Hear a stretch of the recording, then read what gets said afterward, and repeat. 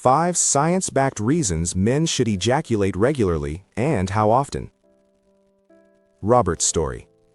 Robert was 51 years old when his doctor delivered the diagnosis. Prostate cancer. Early stage. Treatable.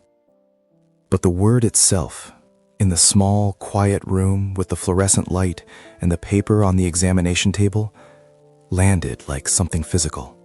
In the weeks that followed, Robert did what most men in his position do. He researched. He read everything he could find. He wanted to understand not just what was happening, but whether there was anything he could have done differently. And he found a study that stopped him completely. A landmark Harvard research project tracking over 31,000 men for 18 years had found that men who ejaculated 21 or more times per month had a 31% lower risk of prostate cancer than men who ejaculated 4 to 7 times per month. Robert sat with that number for a long time. Not with guilt. His doctor was careful to tell him that prostate cancer has multiple risk factors and no single cause. But with the particular frustration of a man who had spent 50 years receiving almost no accurate health information about his own body in this specific domain. Nobody had told him, not his doctor, not any health resource he had ever encountered, not any conversation he had ever been part of. He had been left entirely without information about something the research had known for decades. This video is what Robert wished someone had told him at 30. Why this conversation matters. Men have been told almost nothing accurate about this topic. What they have been told is cultural noise, religious frameworks, social stigma, or the opposite extreme, a performative culture that treats this as entertainment rather than health. Neither end of that spectrum has served men with the one thing they actually need. The science. Regular ejaculation in men has documented relationships with prostate cancer risk, cardiovascular health, stress regulation, sleep quality, and immune function. This is not a lifestyle topic. It is a health topic, with peer-reviewed, longitudinal, large sample research behind it. The 5 reasons that follow are not opinions. They are data, and every man over the age of 30 deserves to have them. Reason 1. Prostate cancer risk. The data is compelling. The research is specific, and the findings are striking. The landmark study, published in European Urology in 2016 by Dr. Jennifer Ryder and colleagues at Harvard Medical School, tracked 31,925 men over 18 years. It is one of the largest and longest-running studies of its kind in existence. The finding: men who ejaculated 21 or more times per month had a 31% lower risk of prostate cancer compared to men who ejaculated 4 to 7 times per month. The association held after controlling for age, diet, body mass index, and other risk factors. The mechanism is understood. The prostate gland produces fluid that accumulates in the prostatic ducts. Regular ejaculation flushes this accumulation. Without regular flushing, the stagnant fluid becomes a breeding ground for potentially carcinogenic compounds. The body has a maintenance system. Regular ejaculation is part of it. The optimal frequency for prostate benefit identified across multiple studies is 3 to 4 times per week at minimum, translating to approximately 12 to 16 times per month. The Harvard study's highest benefit was observed at the 21 times per month threshold, roughly 5 times per week. Robert's frequency, in the years before his diagnosis, had been far below these benchmarks. He had not known the benchmarks existed. Reason 2. Cortisol reduction and stress regulation. Most men over 30 are carrying chronically elevated cortisol. It is the physiological signature of sustained modern stress, work pressure, financial anxiety, relationship strain, poor sleep. The health consequences are well documented.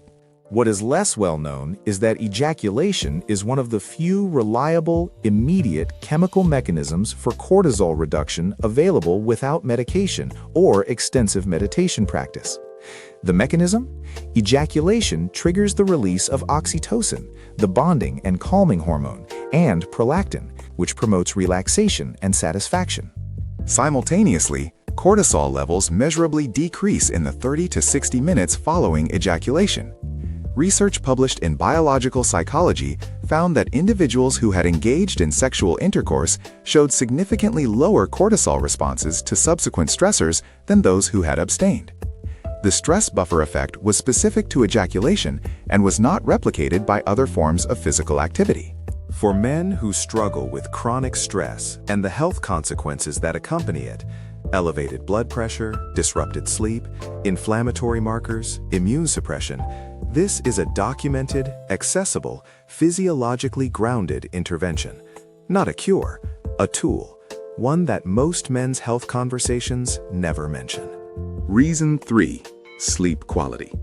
This one will resonate immediately with any man who has noticed the particular quality of sleep that follows sexual release. The mechanism is prolactin, the hormone released following ejaculation. Prolactin produces demonstrable sleepiness, reduces sleep onset latency, the time taken to fall asleep, and is associated with deeper early sleep stages. Research published in the journal Sleep found that prolactin levels spike significantly post-ejaculation, and that this spike correlates directly with reports of sleepiness and ease of sleep onset. The effect is not placebo, it is hormonal. Men who struggle with racing thoughts at bedtime, with the particular torture of a mind that will not stop processing the day, may find that regular ejaculation is a more physiologically grounded sleep tool than many supplements currently marketed for that purpose. Melatonin supplements, magnesium stacks, elaborate wind-down routines. The body has its own mechanism. It is free, immediate, and backed by more research than most sleep supplements will ever see. Reason 4. Immune system modulation. This finding surprises most men because the connection between sexual frequency and immune function is not an intuitive one. A 2004 study published in the journal Neuroimmunomodulation measured immunoglobulin A, IgA, levels in men across different frequencies of sexual activity. IgA is the primary antibody in the body's mucosal immune defense. It is one of the first lines of resistance against common infections, the kind that cause colds, respiratory illness, and similar conditions. The finding: men with regular ejaculation frequency showed measurably higher IgA levels than abstinent controls. The effect was most pronounced at 1 to 2 times per week, suggesting that even modest regularity produces measurable immune benefit. The researchers proposed that the hormonal and neurological environment produced by regular sexual activity, specifically the oxytocin, DHEA, and immune-modulating effects of prolactin, creates conditions that support rather than suppress immune function. Men who get sick frequently, who find themselves catching every illness that circulates through the office, who feel their immune resilience declining with age, are rarely given the complete picture of what maintains immune health. This is part of that picture. Reason 5. Cardiovascular health and longevity. The most striking finding in this entire body of research, and the one that most directly challenges the cultural silence around this topic, comes from a Welsh cohort study that tracked 918 men over 10 years.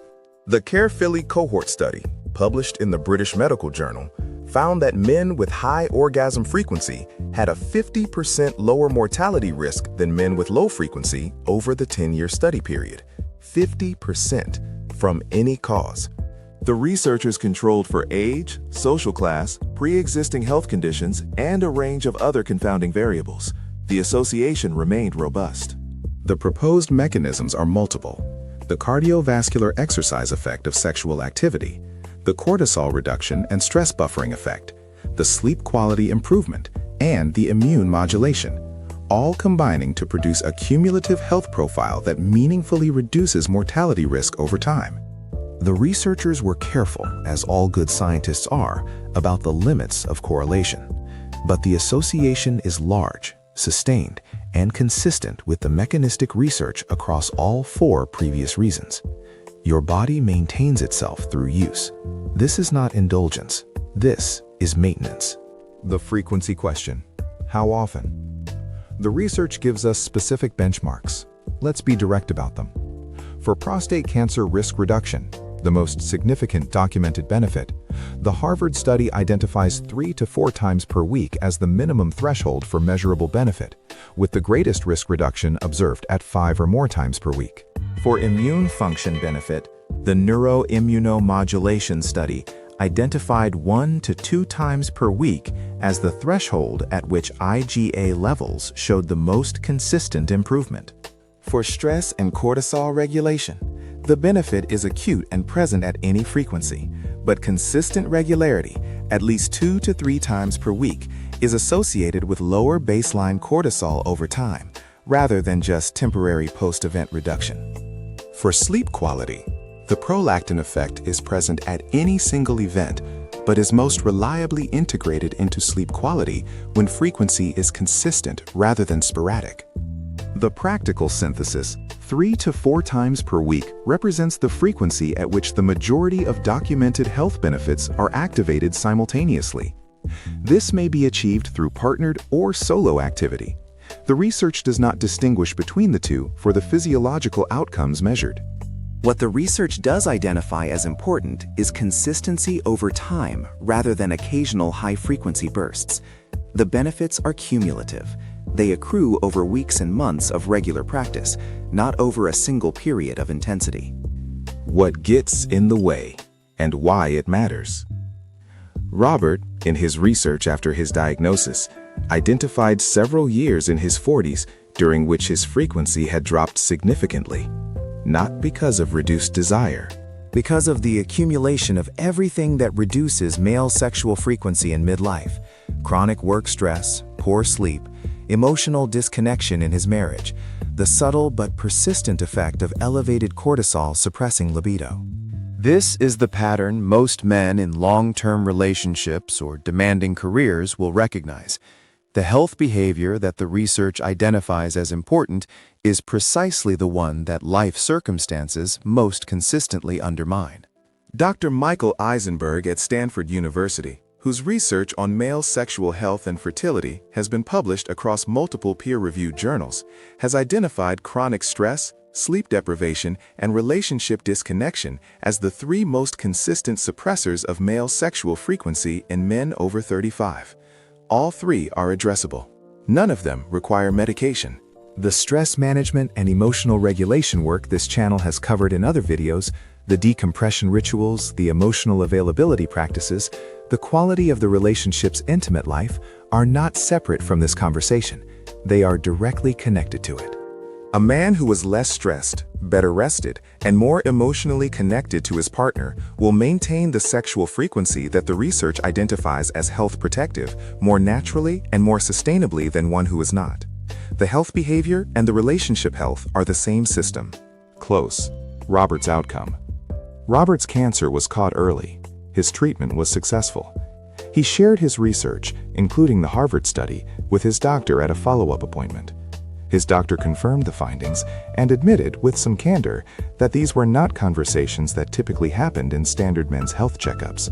They should be. Robert is now 54. He talks to his adult sons about this, directly, with the research in hand, in the way that nobody talked to him. He tells them what the numbers say. He tells them what the benchmarks are. He tells them what he wished someone had told him at 30. He does not tell them with embarrassment. He tells them with the straightforward urgency of a man who understands that silence on this topic has a documented health cost. 5 reasons. All of them documented. All of them pointing in the same direction. Regular ejaculation reduces prostate cancer risk by up to 31%. It lowers cortisol and buffers stress responses. It improves sleep onset through prolactin release. It elevates immune markers. And it is associated with a 50% reduction in all-cause mortality over 10 years. Your body has a maintenance system. This is part of it. Here is the practical application Robert's specialist gave him, and the one this video offers you. Track your frequency for 30 days without judgment. Simply count. Then compare it against the research benchmarks, 3 to 4 times per week for optimal prostate and stress benefit. If there is a significant gap, ask honestly what lifestyle factors are contributing to it. Stress, sleep, relationship disconnection, all addressable. This is not indulgence. This is maintenance. And maintenance, as Robert learned the hard way, is always cheaper than repair. Subscribe. Share this with the man who deserves to have this information. And we will see you in the next one. This is the Better Man Project.